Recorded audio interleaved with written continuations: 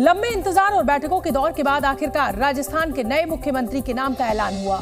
उम्मीद के मुताबिक ये नाम भी चौंकाने वाला ही साबित हुआ। पहली बार विधायक बने भजनलाल शर्मा राजस्थान के नए मुख्यमंत्री होंगे। छत्तीसगढ़ में विष्णु, मध्य प्रदेश में मोहन के बाद राजस्थान में भजन का नाम सामने आएगा, इसकी कल्पना नाम के ऐलान होने तक शायद ही किसी को रही होगी। जैसे ही भजनलाल शर्मा के नाम का प्रस्ताव वसुंधरा राजे सिंधिया ने सामने रखा, वो खुद हैरान नजर आई। भजनलाल शर्मा ने अपने नाम के ऐलान के बाद मंच पर मौजूद राजनाथ सिंह और वसुंधरा राजे के पांव छूकर आशीर्वाद लिया। इसके बाद भजनलाल शर्मा का राजनाथ और वसुंधरा ने गुलदस्ता देकर मंच पर स्वागत किया। राजस्थान बीजेपी के अध्यक्ष सीपी जोशी उनका कंधा थपथपाकर बधाई देते दिखे। एक प्रस्ताव राजस्थान प्रदेश की पूर्व मुख्यमंत्री, भारतीय जनता पार्टी के राष्ट्रीय उपाध्यक्ष श्रीमती वसुंधरा राजे के द्वारा श्री भजनलाल शर्मा का नाम प्रस्तावित किया गया और सर्वसम्मत से सभी ने इनका समर्थन किया है।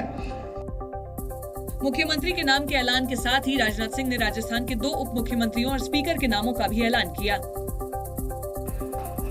2 उप मुख्यमंत्री होंगे श्रीमती दिया सिंह और दूसरे श्री प्रेमचंद बैरवा। निश्चित रूप से भजनलाल शर्मा का नाम तमाम सियासी दलों के साथ ही बीजेपी के नेताओं और कार्यकर्ताओं के लिए भी चौंकाने वाला रहा। हालांकि राज्य बीजेपी के 4 बार महामंत्री रह चुके भजनलाल शर्मा के नाम का समर्थन राजस्थान बीजेपी के दिग्गजों ने ही किया था। इसलिए लोगों को हैरानी भले ही हुई हो, उनकी काबिलियत को लेकर शक करने की वजह नहीं। भजनलाल शर्मा के नाम के ऐलान के बाद विधायक दल की बैठक में मौजूद वरिष्ठ नेताओं ने बारी बारी से उनका स्वागत किया और उन्हें बधाई दी। राजनाथ सिंह ने उन बड़े नेताओं के नाम भी बताए जिन्होंने भजनलाल शर्मा के नाम पर मोहर लगाई। और विशेष रूप से इनके नाम का समर्थन प्रारंभ में जिन लोगों ने किया, श्री किरोड़ीलाल जी मीणा, श्री वासुदेव जी देवनानी, श्री मदन दिलावर, श्री जवाहर वेडम जी और श्री जाबर सिंह जी, इन सब सारे लोगों ने और इसके अतिरिक्त पूरे सदन ने श्री भजनलाल जी शर्मा के नाम का समर्थन हुआ। मंच से नीचे विधायकों के बीच बैठे भजनलाल शर्मा जब वरिष्ठ नेताओं के साथ बैठे तो वहां से उन्होंने वहां मौजूद तमाम विधायकों का हाथ जोड़कर अभिवादन किया। इसके बाद राजनाथ सिंह ने उन्हें एक बार फिर बधाई दी। मुख्यमंत्री के ऐलान होने के बाद विधायक दल की बैठक खत्म हो गई तो फिर भजनलाल शर्मा ने उनका समर्थन करने के लिए तमाम नेताओं का आभार जताया। प्रधानमंत्री सम्मानीय नरेंद्र मोदी जी को धन्यवाद देना चाहता हूं। मैं हमारी पार्टी के राष्ट्रीय अध्यक्ष सम्मानीय जेपी नड्डा जी को धन्यवाद देना चाहता हूं। जैसे ही ये खबर बाहर निकली, बीजेपी दफ्तर के बाहर मौजूद कार्यकर्ताओं ने पीएम मोदी के नाम के जयकारे लगाने शुरू कर दिए। सांगानेर से पहली बार विधायक चुने गए भजनलाल शर्मा के नाम की पर्ची राजस्थान के मुख्यमंत्री के रूप में निकलेगी, इसका अंदाजा पर्यवेक्षकों के अलावा सबसे पहले वसुंधरा राजे को ही लगा।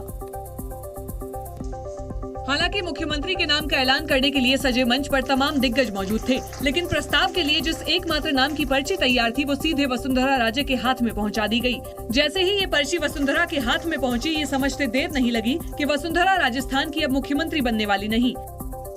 एक प्रस्ताव राजस्थान प्रदेश की पूर्व मुख्यमंत्री, भारतीय जनता पार्टी के राष्ट्रीय उपाध्यक्ष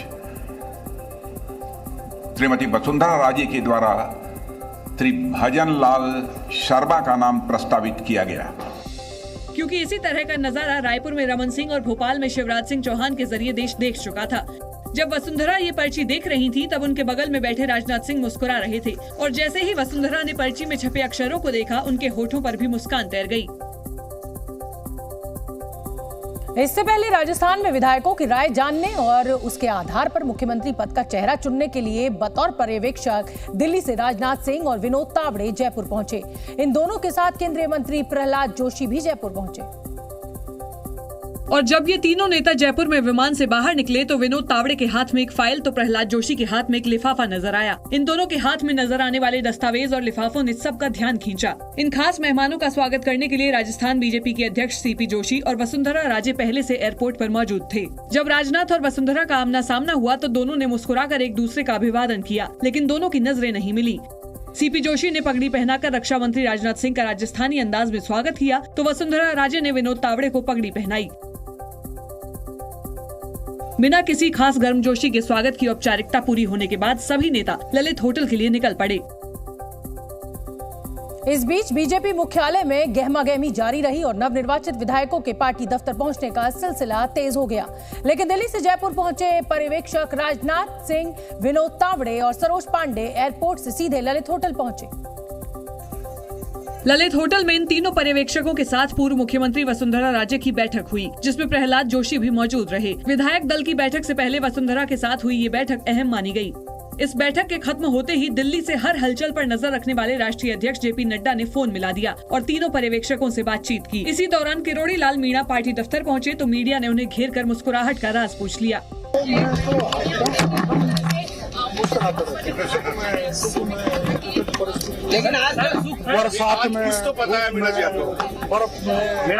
जाहिर है मीणा खुद के दावेदारों में नहीं होने का संदेश दे रहे थे। ऐसे में मीडिया ने उनसे उनके मन के मुख्यमंत्री की बात पूछ ली।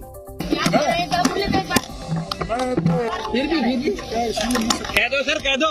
मोदी जी की मन की बात। इसके बाद जब उन्हें दावेदार बताया गया तो उनका दो टूक जवाब आया। मैं तो कभी लाइन में लगाएगी। मीणा ने हाव भाव से नतीजा आने से पहले ही मान लिया था कि वो दावेदारों में नहीं। इस बीच बीजेपी के तमाम विधायक पार्टी दफ्तर पहुंच गए। बीजेपी दफ्तर की भी पल पल की खबर होटल में मौजूद पर्यवेक्षकों और वसुंधरा राजे को मिलती रही। और जैसे ही विधायकों के साथ पर्यवेक्षकों की बैठक का वक्त करीब आया, सभी नेता होटल से पार्टी दफ्तर के लिए निकल पड़े। वसुंधरा राजे, राजनाथ सिंह और सीपी जोशी एक कार में नजर आए। वसुंधरा जहां राजनाथ सिंह के साथ पीछे की सीट पर दिखी, वहीं सीपी जोशी आगे की सीट पर नजर आए।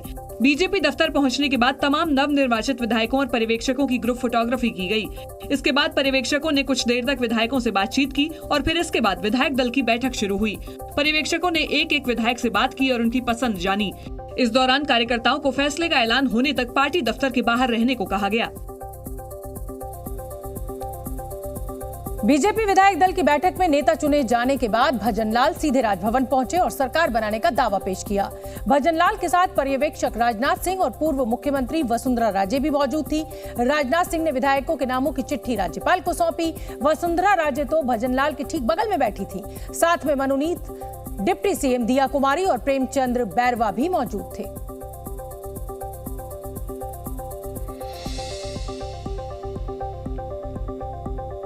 तमाम कद्दावर नेताओं को पछाड़ते हुए भजनलाल शर्मा राजस्थान के मुख्यमंत्री पद की रेस में सबसे आगे निकल गए।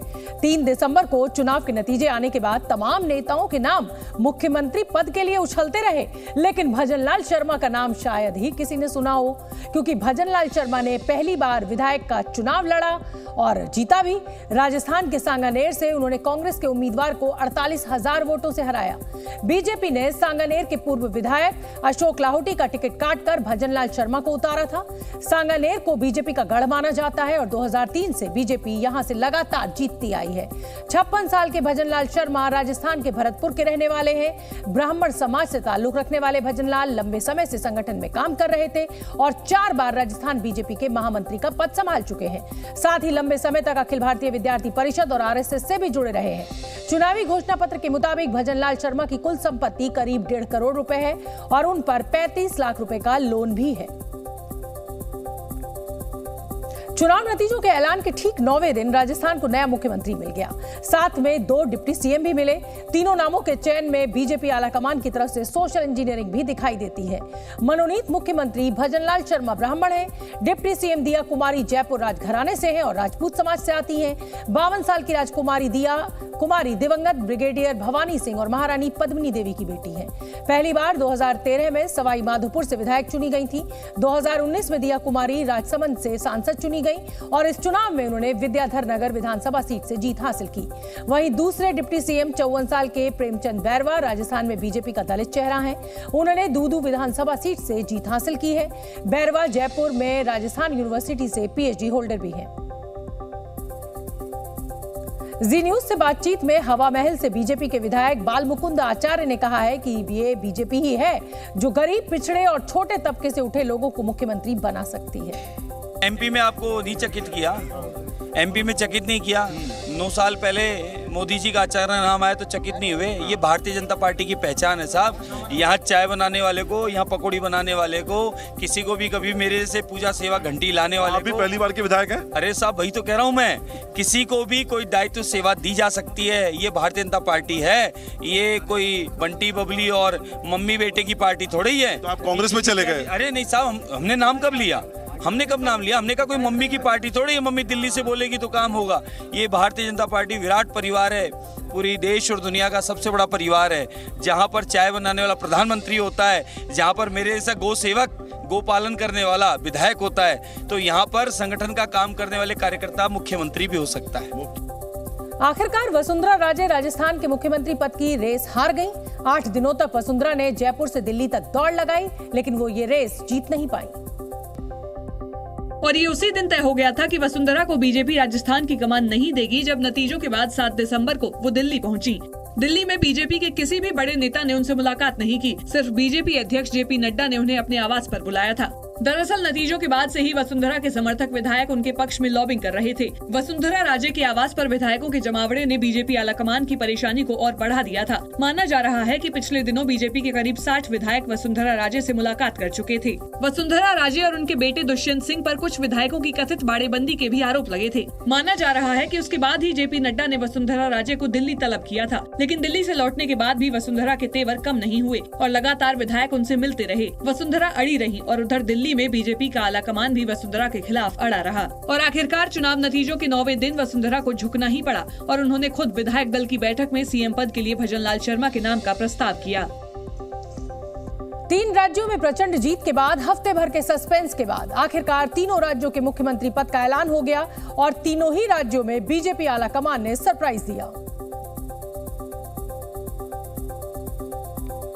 बड़े बड़े नाम जो मुख्यमंत्री पद की रेस में थे, वो दरअसल रेस में थे ही नहीं।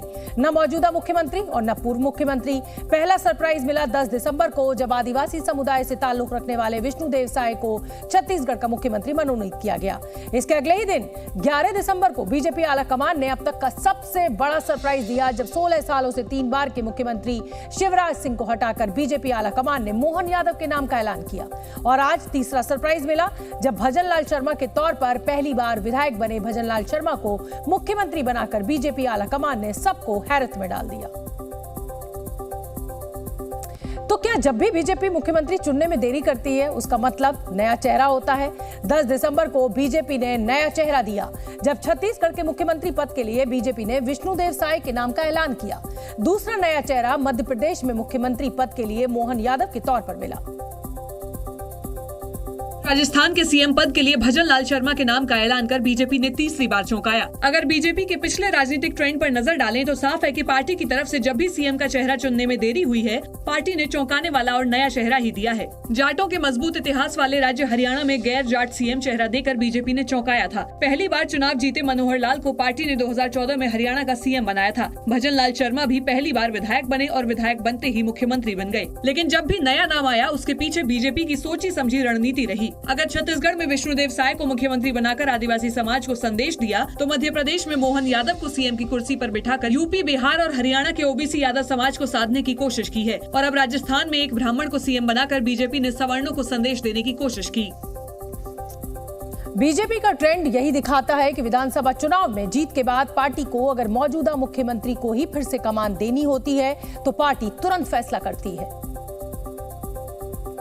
और पिछले विधानसभा चुनावों पर नजर डालें तो मध्य प्रदेश, छत्तीसगढ़, उत्तर प्रदेश से लेकर हरियाणा तक इसके उदाहरण हैं। पार्टी ने इन राज्यों में जीत हासिल करने के बाद शिवराज सिंह चौहान, योगी आदित्यनाथ, डॉक्टर रमन सिंह से लेकर मनोहर लाल को तुरंत कमान सौंपी थी। लेकिन जब भी सीएम के नाम पर देरी होती है, तो नया चेहरा निकल कर आता है। 2017 में यूपी में जब बीजेपी एक दशक से ज्यादा समय के बाद सत्ता में लौटी थी, तो सीएम को लेकर राजनाथ सिंह से लेकर मनोज सिन्हा समेत कई नाम चल रहे थे। 7 दिन की लंबी चर्चा के बाद पार्टी ने योगी आदित्यनाथ के नाम पर मुहर लगाई थी। इसी तरह हिमाचल प्रदेश में भी जेपी नड्डा और प्रेम कुमार धूमल जैसे नामों के बीच पार्टी की तरफ से जयराम ठाकुर के नाम ने सबको चौंकाया था। 2017 में बीजेपी जब उत्तराखंड में 70 में से 57 सीटों के साथ चुनाव जीती, तो सीएम कौन होगा, ये सवाल काफी चर्चा में था। उस समय पार्टी ने त्रिवेंद्र सिंह रावत के रूप में नया चेहरा पेश किया था। वहीं मार्च 2021 में जब उत्तराखंड में दोबारा बीजेपी की सरकार बनी तो बीजेपी ने त्रिवेंद्र सिंह रावत की बजाय तीरथ सिंह रावत को नया मुख्यमंत्री बनाया। लेकिन जुलाई 2021 में ही तीरथ सिंह को इस्तीफा देना पड़ा और पुष्कर सिंह धामी का नया चेहरा सीएम के तौर पर उत्तराखंड को मिला।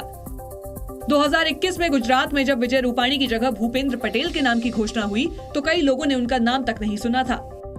9 दिन की देरी के बाद बीजेपी ने वसुंधरा राजे की बैटिंग या नाराजगी की परवाह न करते हुए नाम पर मुहर लगा दी। मतलब साफ है, सीएम के ऐलान में देरी मतलब नए चेहरे वाला मुख्यमंत्री। मध्य प्रदेश के बाद कल दोपहर बाद छत्तीसगढ़ में मुख्यमंत्री विष्णुदेव साय शपथ लेंगे।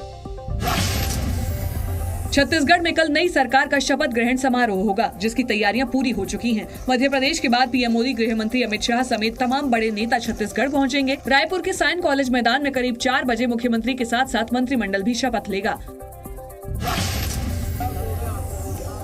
मध्य प्रदेश के नवनिर्वाचित मुख्यमंत्री मोहन यादव ने बीजेपी की वरिष्ठ नेता उमा भारती से मुलाकात की। मोहन यादव ने उन्हें फूलों का गुलदस्ता भेंट किया। इस दौरान उमा भारती ने मोहन यादव का तिलक कर उनका मुंह मीठा करवाया और बधाई दी। बीजेपी ने कांग्रेस के करप्शन पर वार करते हुए एक वीडियो जारी किया, जिसमें नोटों की बरामद की गई गड्डियां और कांग्रेस सांसद धीरज साहू को कांग्रेस के बड़े नेताओं के साथ दिखाया गया है। वीडियो को शेयर करते हुए पीएम मोदी ने लिखा कि भारत में कांग्रेस पार्टी के रहते मनी हाइस्ट जैसी कहानियों की किसे जरूरत है। कांग्रेस ने बीजेपी के भ्रष्टाचार वाले आरोपों पर पलटवार किया है। कांग्रेस प्रवक्ता राकेश सिन्हा ने कहा कि अभी तक ये स्पष्ट नहीं है कि वो पैसा भ्रष्टाचार का है। बीजेपी व्यापार के पैसे को भ्रष्टाचार का पैसा बताकर राजनीति करना चाह रही है।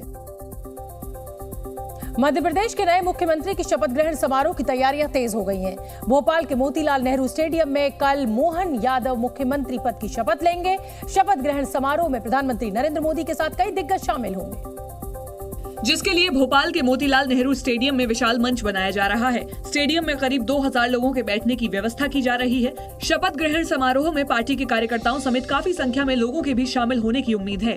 मुख्यमंत्री के साथ दोनों डिप्टी सीएम, इसके अलावा कुछ विधायक भी जो मंत्रिमंडल में शामिल होंगे वो शपथ ले सकते हैं। तो तैयारियां चल रही हैं और सुबह तक संभवतः ये तैयारियां पूरी हो जाएंगी, जिसके बाद शपथ ग्रहण कार्यक्रम होगा और मुख्यमंत्री के तौर पर डॉक्टर मोहन यादव शपथ लेंगे। इस शपथ ग्रहण समारोह में खुद प्रधानमंत्री नरेंद्र मोदी भी मौजूद रहेंगे। साथ ही कई केंद्रीय मंत्रियों के भी पहुंचने की उम्मीद है। इसके लिए लाल परेड ग्राउंड में 3 हेलीपैड बनाए जा रहे हैं।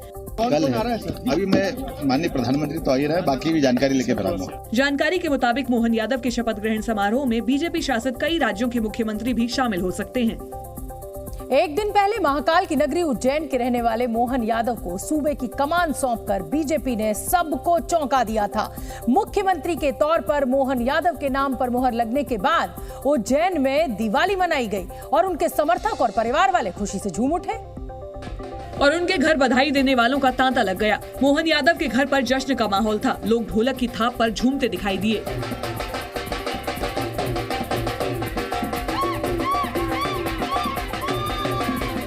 मोहन यादव के परिवार वालों ने पार्टी के इस फैसले को महाकाल का आशीर्वाद बताया। बहुत खुश है सब लोग, पूरा परिवार बहुत खुश है। मोहल्ला, उज्जैन, सभी को बहुत खुशी है। मतलब उनको ऐसा दायित्व मिला है और अच्छे से उसका निर्वहन करेंगे। सिर्फ उज्जैन ही नहीं बल्कि मध्य प्रदेश के भावी सीएम मोहन यादव के ससुराल में भी उत्सव का माहौल नजर आया। लोगों ने एक दूसरे को मिठाई खिलाकर बधाई दी। मध्य प्रदेश के मनोनीत मुख्यमंत्री मोहन यादव को बधाई देने का सिलसिला आज भी जारी रहा।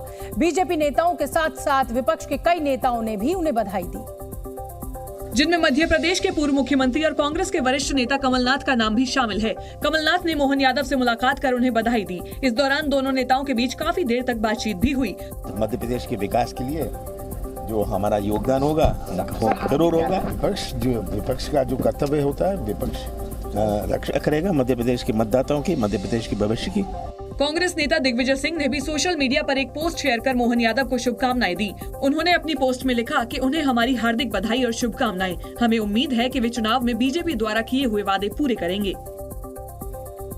मध्य प्रदेश के नए मुख्यमंत्री के ऐलान के अगले दिन पूर्व मुख्यमंत्री शिवराज सिंह चौहान से कुछ लाडली बहनों ने मुलाकात की। इस दौरान लाडली बहनें काफी भावुक नजर आई और मुलाकात के दौरान ये लाडली बहनें फूट फूट कर रोने लगी। आप सबके चाहते हो और बहन की हर मध्य प्रदेश में एक बहन के चाहते हो। शिवराज सिंह चौहान ने भी इन बहनों को गले लगाकर उन्हें चुप कराया। हम आपको नहीं छोड़ेंगे। मैं भी कहाँ जा रहा हूँ, मैं भी नहीं छोड़ूंगा।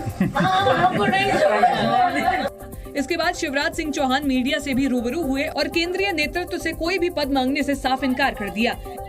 एक बात मैं बड़ी विनम्रता के साथ कहता हूँ कि अपने लिए कुछ मांगने जाने से बेहतर मैं मरना समझूंगा। इस बीच मनोनीत मुख्यमंत्री मोहन यादव ने भोपाल में पार्टी के वरिष्ठ नेता और पूर्व मुख्यमंत्री उमा भारती से मुलाकात की और उनका आशीर्वाद लिया। मोहन यादव के मध्य प्रदेश के मुख्यमंत्री चुने जाने से ज्यादातर लोग हैरान हैं, लेकिन जो नरेंद्र मोदी और अमित शाह को करीब से जानते हैं, समझते हैं, वो इस फैसले को मोदी का मास्टर स्ट्रोक कह रहे हैं। और दावा है कि मोहन यादव को मध्य प्रदेश का मुख्यमंत्री बनाकर बीजेपी आलाकमान ने उत्तर भारत के कई राज्यों में यादव वोट को साधने के लिए एक बेहतरीन पिच तैयार कर ली है। माना जा रहा है कि बीजेपी ने यादव समुदाय के चेहरे को मुख्यमंत्री बनाकर मध्य प्रदेश के अलावा 3 राज्यों को साधने का काम किया और ये 3 राज्य हैं उत्तर प्रदेश, बिहार और हरियाणा, क्योंकि इन तीनों राज्यों में यादव वोट काफी हैं और मोहन यादव के जरिए बीजेपी उस वोट बैंक में सेंध लगा सकती है। वहीं उत्तर प्रदेश में करीब 12% मतदाता यादव समुदाय के हैं और इसे समाजवादी पार्टी का कोर वोटर माना जाता है और ये यादव वोटर्स यूपी की करीब 20 लोकसभा सीटों पर सीधे असर डालते हैं। इसी तरह बिहार में 14% मतदाता हैं जो 14 लोकसभा सीटों पर हार जीत तय करते हैं। हरियाणा में यादवों का वोट 12% है और वो राज्य की 5 लोकसभा सीटें जिताने का दम रखते हैं। 2024 के लोकसभा चुनाव को देखते हुए बीजेपी का ये चक्रव्यूह न सिर्फ यूपी बल्कि बिहार का भी समीकरण बिगाड़ सकता है। और माना जा रहा है कि बीजेपी ने लोकसभा चुनाव को देखते हुए यूपी, बिहार और हरियाणा के यादव वोटर्स को साधने के लिए ही ये प्लान तैयार किया, क्योंकि मध्य प्रदेश के अलावा इन तीनों राज्यों में यादव मतदाताओं की संख्या काफी ज्यादा है। और सुहेल देव भारतीय समाज पार्टी के अध्यक्ष ओम प्रकाश राजभर ने कहा कि इससे यूपी के यादव समाज के लोगों में अच्छा संदेश जाएगा। काट के तौर पे नहीं, ये जो समाजवादी पार्टी में राजनीति करने वाले जो नौजवान हैं उनके लिए ये एक संदेश है कि भारतीय जनता पार्टी में सबको मौका मिल सकता है। जबकि समाजवादी पार्टी के प्रवक्ता सुनील साजन ने बीजेपी पर पिछड़ों के नाम पर सिर्फ राजनीति करने का आरोप लगा दिया।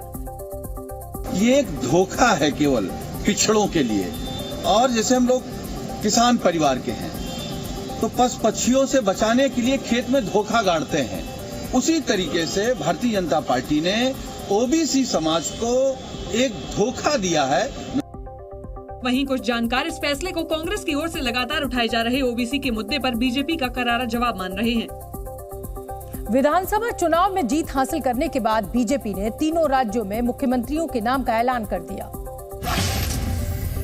राजस्थान में सीएम चुने जाने के बाद बधाइयों का सिलसिला जारी है। विधायक बालकनाथ ने कहा कि राजस्थान में अब अच्छा काम होने वाला है। सीएम के साथ 2 डिप्टी सीएम होने से संतुलन बनेगा। वहीं राज्यवर्धन सिंह राठौर ने भी नए सीएम को बधाई दी।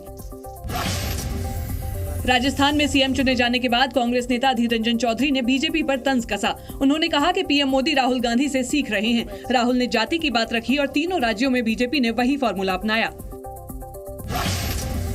पूर्व सांसद जयाप्रदा के खिलाफ 5वीं बार गैर जमानती वारंट जारी हुआ है। लोकसभा चुनाव 2019 के दौरान आचार संहिता के उल्लंघन केस में रामपुर की एमपी एमएलए कोर्ट ने जयाप्रदा को गिरफ्तार करने का आदेश जारी किया है। मामले में अगली सुनवाई 19 दिसंबर को होगी।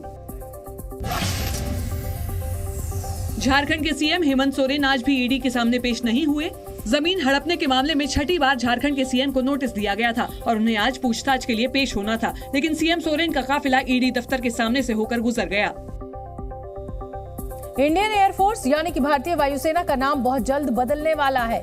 जानकारी के मुताबिक भारतीय वायुसेना का नया नाम भारतीय वायु और अंतरिक्ष सेना यानी कि India air and space force होगा। इंडियन एयरफोर्स ने नए नाम और नए काम का पूरा प्लान केंद्र सरकार को भेज दिया है। बताया जा रहा है कि भारतीय वायुसेना अंतरिक्ष में सिविल और मिलिट्री सेक्टर के विस्तार पर काम कर रही है। स्पेस फोर्स बनाने के लिए वायुसेना ने स्पेस सैटेलाइट का एक बेड़ा तैयार करने का भी फैसला किया है, जिसके तहत भारतीय वायुसेना के लिए खास तौर पर 31 सैटेलाइट्स अंतरिक्ष में भेजे जाएंगे। वायुसेना की स्पेस यूनिट को तैयार करने में इसरो और डीआरडीओ के एक्सपर्ट्स को भी शामिल किया जाएगा। एयरफोर्स डीआरडीओ की मदद से ऐसे विमान बनाने की योजना पर भी काम कर रहा है जो हवा और अंतरिक्ष दोनों में काम कर सकेंगे। आर्टिकल 370 को निरस्त करने के केंद्र सरकार के फैसले पर सुप्रीम कोर्ट ने मोहर लगाई तो प्रधानमंत्री ने इसे ऐतिहासिक फैसला कहा। इस मुद्दे पर प्रधानमंत्री का लिखा लेख कई अखबारों में एक साथ छपा। जिसमें उन्होंने जम्मू कश्मीर और लद्दाख को दिलकश नजारों, शांत घाटियों और राजसी पहाड़ों वाली ऐसी जगह बताया जो पीढ़ियों से कवियों, कलाकारों और साहसी लोगों के दिलों को मोहित करता है। पीएम मोदी ने आर्टिकल 370 और 35A को निरस्त करने के केंद्र सरकार के फैसले पर सुप्रीम कोर्ट की मुहर का जिक्र किया और इसे भारत की संप्रभुता और अखंडता को बरकरार रखने वाला बताया। पीएम मोदी ने निरस्त किए गए आर्टिकल की तुलना कलंक से की और जम्मू कश्मीर, लद्दाख की प्रगति में इसे बड़ी बाधा करार दिया। मोदी के मुताबिक गरीबों और दलित पीड़ितों के लिए आर्टिकल 370 और 35A अटूट दीवार की तरह था, जिसकी आड़ में तय किया गया था कि जम्मू और कश्मीर के लोगों को कभी भी उनके अधिकार और वैसा विकास न मिले जो उनके साथी भारतीयों को मिल रहा है। पीएम मोदी के मुताबिक सुप्रीम कोर्ट ने सही कहा कि आर्टिकल 370 स्थायी प्रकृति का नहीं है। इस लेख में प्रधानमंत्री ने दावा किया कि आजादी के फौरन बाद देश के पास राष्ट्रीय एकता के लिए नई शुरुआत करने का विकल्प था, लेकिन इसके बजाय भ्रमित नजरिया जारी रखने का फैसला किया गया, जिसकी वजह से लंबे समय के लिए राष्ट्रीय हितों की अनदेखी तो हुई ही, साथ ही देश के लोगों के बीच दूरियां भी पैदा हुई। पीएम मोदी ने जम्मू कश्मीर में बीते 7 दशकों में हुई हिंसा को सबसे बुरा दौर बताया और इसकी वजह वहां के लोगों के साथ हुए विश्वासघात को करार दिया। उन्होंने दावा किया कि शुरुआत से ही उनकी इच्छा इस कलंक और अन्याय से राज्य को मुक्ति दिलाने की थी। अपने लेख में पीएम मोदी ने कश्मीर के लिए श्यामा प्रसाद मुखर्जी और अटल बिहारी वाजपेयी की प्रतिबद्धता का भी जिक्र किया। इसी लेख में प्रधानमंत्री ने धरती के जन्नत की असली तस्वीर भी दिखाई और यहाँ के हिमालय को आसमान छूने वाली जगह, झीलों और नदियों के कलकल बहते पानी को स्वर्ग की झलक देने वाला बताया। एक दिन पहले जम्मू कश्मीर से जुड़े 2 बिलों पर राज्यसभा में चर्चा हुई। चूंकि इस चर्चा में जम्मू कश्मीर के भारत का अभिन्न हिस्सा होने का श्रेय पंडित नेहरू को दिया गया, इसलिए राज्यसभा में देश के पहले प्रधानमंत्री का खूब जिक्र हुआ। और जब केंद्रीय गृह मंत्री अमित शाह की चर्चा का जवाब देने की बारी आई तो उन्होंने कश्मीर पर नेहरू की विचारधारा के मुरीदों से सवाल पूछ लिए। धारा 370 इतनी ही न्यायिक थी, इतनी ही जरूरतमंद थी, तो इसके सामने एक ही आर्टिकल है मान्यवर जिसके सामने टेम्पररी शब्द का उपयोग किया गया, वो स्वयं नेहरू जी ने क्यों किया होगा। इसके बाद अमित शाह ने कश्मीर की ही तरह देश के दूसरे हिस्से के बिना किसी विवाद के विलय होने पर भी सवाल पूछे। हैदराबाद में इससे भी बड़ा प्रॉब्लम हुआ था, क्या जवाहरलाल जी गए थे क्या?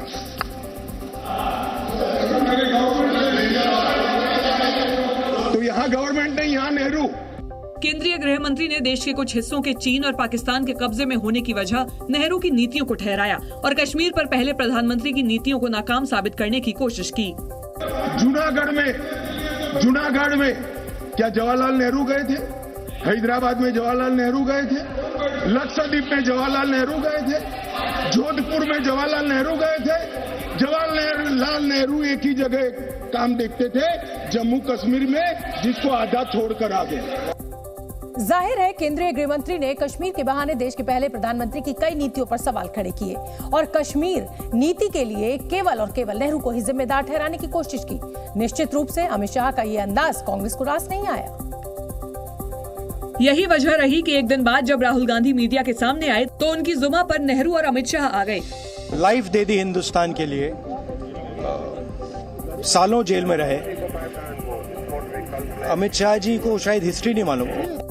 राहुल ने बीजेपी पर दोबारा इतिहास लिखने का आरोप लगाया तो लोकसभा में कांग्रेस के नेता अधीर रंजन चौधरी ने एक अलग अंदाज में तंज कसा।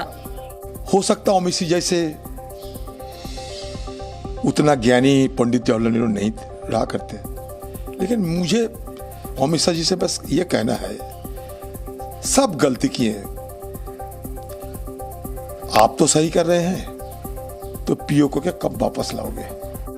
कांग्रेस की प्रतिक्रिया से साफ है कि उसे अमित शाह का अंदाज चुभ गया। लेकिन ये रुख केवल कांग्रेस का ही नहीं, कांग्रेस के साथ विपक्ष के इंडिया अलायंस में शामिल नेशनल कॉन्फ्रेंस ने भी पंडित नेहरू की कश्मीर नीति पर सवाल खड़े किए जाने पर आपत्ति जताई और बीजेपी की सोच में देश के पहले प्रधानमंत्री के लिए पूर्वाग्रह होने का दावा किया। पता नहीं नेहरू जी के खिलाफ इन लोगों को क्यों इतना वेनम है। नेहरू जिम्मेदार नहीं है। फारूक अब्दुल्ला ने नेहरू के बचाव में आर्टिकल 370 से जुड़े विवाद के वक्त उनके विदेश में होने का दावा किया और कुछ हद तक ठीकरा सरदार पटेल पर फोड़ दिया। जब ये आर्टिकल आया था उस वक्त सरदार पटेल साहब थे यहाँ पे, नेहरू तो खुद अमेरिका में था और कैबिनेट की जो मीटिंग हुई उसमें श्यामा प्रसाद मुखर्जी भी थे। कश्मीर में ऐतिहासिक बदलाव पर सुप्रीम कोर्ट की मुहर लग गई, लेकिन इससे जुड़े विवादों की गूंज लंबे समय तक रहेगी, ये तय है। इंटरनेट की स्लो स्पीड की शिकायत तमाम लोग करते हैं और इस शिकायत से निपटने के लिए भारतीय एयरटेल और गूगल की पेरेंट कंपनी अल्फाबेट एक नई इंटरनेट टेक्नोलॉजी पर काम कर रही है। भारतीय एयरटेल और अल्फाबेट ने इस नई इंटरनेट टेक्नोलॉजी को तारा नाम दिया है। इसमें 4G और 5G इंटरनेट को एक जगह से दूसरी जगह पहुंचाने के लिए लेजर बीम का इस्तेमाल किया जाता है। इस टेक्नोलॉजी के जरिए इंटरनेट एक जगह से दूसरी जगह तक पहुंचाने के लिए टावर या सैटेलाइट की जरूरत नहीं पड़ेगी और न ही इसके लिए तारों का जाल बिछाना पड़ेगा। तारा के जरिए इंटरनेट बिना तार और बिना टावर के लोगों के मोबाइल तक पहुंच जाएगा। आसान शब्दों में अगर मैं आपको समझाऊं तो लेजर लाइट के जरिए हवा से इंटरनेट को एक जगह से दूसरी जगह पहुंचाया जाएगा। बताया यह जा रहा है कि मोबाइल टावर के मुकाबले लेजर बीम से इंटरनेट को ज्यादा दूर तक पहुंचाया जा सकेगा। साथ ही इसकी रफ्तार यानी स्पीड मौजूदा इंटरनेट तकनीक के मुकाबले तेज होगी। फिलहाल भारतीय एयरटेल तारा इंटरनेट टेक्नोलॉजी का भारत में ट्रायल कर रही है। जेएनयू प्रशासन ने कैंपस में विरोध प्रदर्शन के बारे में नए नियम बनाए हैं। जेएनयू में धरना प्रदर्शन करने और पोस्टर लगाने पर अब 20,000 रुपए तक का जुर्माना लग सकता है या दोषी पाए जाने पर यूनिवर्सिटी से निकाला भी जा सकता है, जबकि राष्ट्र विरोधी गतिविधि पर 10,000 रुपए तक का जुर्माना लग सकता है। उत्तरी चेन्नई में तूफान मिजोंग के बाद से तेल रिसाव हो रहा है। मछुआरों का आरोप है कि चेन्नई पेट्रोलियम कॉर्पोरेशन फैक्ट्री से तेल रिस कर नदी में मिल रहा है, जिससे उनका काम प्रभावित हो रहा है। तेल रिसाव से निपटने के लिए कोस्ट गार्ड ने जहाज और हेलीकॉप्टर तैनात किए हैं। शेयर बाजार में आज गिरावट देखने को मिली। सेंसेक्स 377 अंक की गिरावट के साथ 69,551 पर बंद हुआ। वहीं निफ्टी भी 90 पॉइंट गिरकर 20,906 के स्तर पर बंद हुआ। हालांकि कारोबार के दौरान आज निफ्टी अब तक के सबसे ऊंचे स्तर पर पहुंचा था। निर्यात पर रोक के बाद प्याज के दामों में गिरावट आई है, लेकिन अब बाजार में लहसुन की कीमत 400 रुपए प्रति किलो पहुंच गई है। एक महीने पहले तक कीमत 100 रुपए से भी कम थी। बताया जा रहा है कि लहसुन की कीमत 600 रुपए किलो तक जा सकती है।